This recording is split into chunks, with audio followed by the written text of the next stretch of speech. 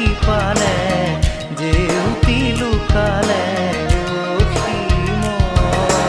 নভবা কথাও হঠাতে হয় চাগে